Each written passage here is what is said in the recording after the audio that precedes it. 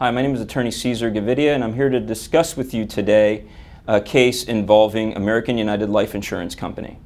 And this case is actually Walter House versus American United Life Insurance Company, a case arising out of Louisiana. In this case, the plaintiff, Mr. House, was actually a lawyer. He was a litigation attorney in Louisiana. And at the young age of 49, Mr. House suffered a heart attack.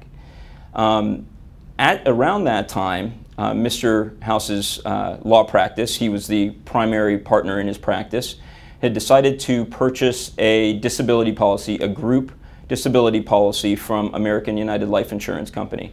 And this policy contained multiple classes. In other words, there was a Class 1 employee, which was the partners in the law firm, namely Mr. House. There were Class 2 employees who were non-attorney partners, and Class 3, which were basically the staff and the support there.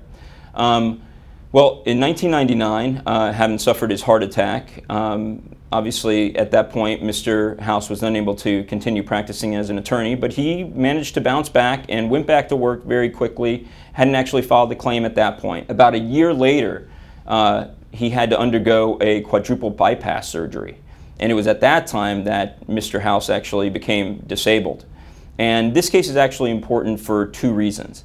Because after Mr. House had filed his disability claim, American United decided to deny his claim. And of course, being a litigator and an attorney, Mr. House decided he needed to fight American United. And when he went to fight them, he took them to federal court in Louisiana and actually prevailed. And he prevailed on a couple of counts. He managed to obtain a decision from the U.S. District Court in Louisiana that the policy was not governed by ERISA, that was actually exempt from ERISA, and that he was entitled to not only his contractual benefits under the policy, but also the penalties and punitive damages against American United for denying his disability benefits. And the second issue he prevailed on was basically that they had to treat his occupation and his, at least under the policy, his own occupation as his specific job, his specific occupation as a litigating attorney.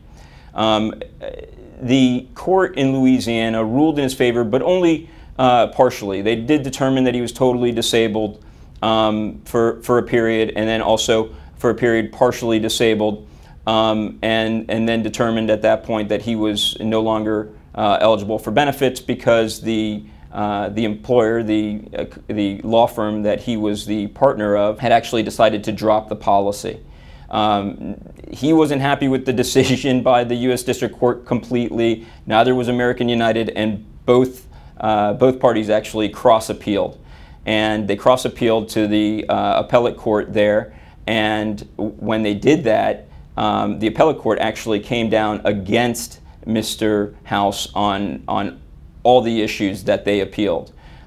First, and this is very important, they determined that the disability policy that had been acquired by the employer, by the law firm, was indeed governed by ERISA. And the reason it was governed by ERISA was because Mr. House was not the only employee that was insured under this plan. There were multiple employees insured under the plan, and because of that, it was governed by ERISA. And secondly, that they weren't limited to just viewing the specific job and occupation that Mr. House was performing at the time, which is that of a litigating trial attorney. They could determine what his occupation was in the national economy, how his duties were performed by an attorney in the national economy.